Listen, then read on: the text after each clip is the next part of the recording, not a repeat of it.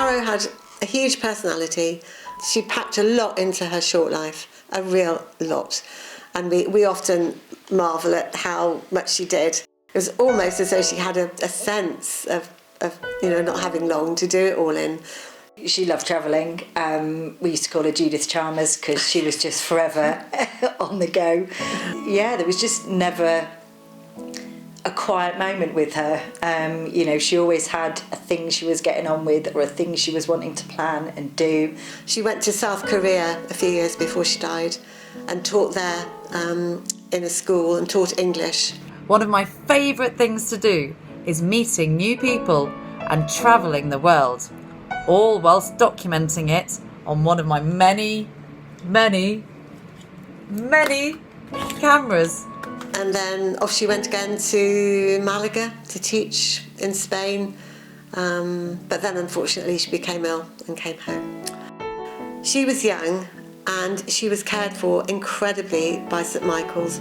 She had about, I think, 3 different stays altogether and over about a year. And she went in each time for about a week at a point where she'd be quite poorly. And she'd be so transformed after a week there that she was able to come out and live her life really well and go on trips and do all sorts of things. The final time we went to St Michael's Hospice, we were just allowed to kind of take it over. We had this room to ourselves where, friends and family were coming and going. Her niece, who was 3 at the time, could come up no problem. There was never anything that wasn't too much to ask. And yeah, we just kind of oddly look back on those times up at at St Michael's Hospice with quite fond memories.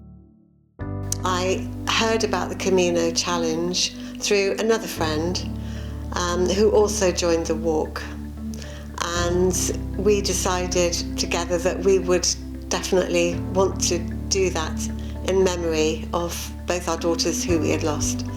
And then Mum got in touch with me and said, "We've booked, do you want to come?"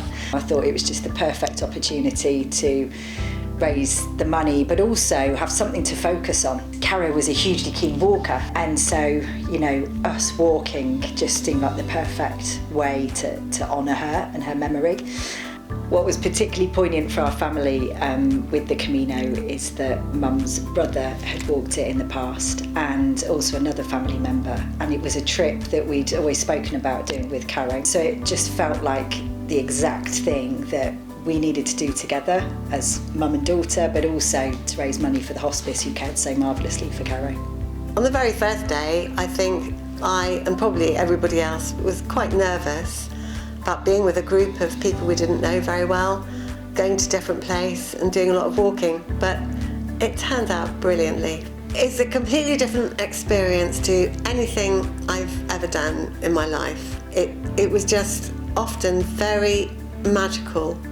I just had to get up in the morning and walk, and I was walking through beautiful places and finding that very, very gentle, and it was so easy to just get into a walking rhythm and just totally unwind and relax in nature. On a personal level, I've never felt as fit as after doing the challenge. Yeah, it was sort of on an emotional level and on a physical level. I felt quite transformed at the end of it.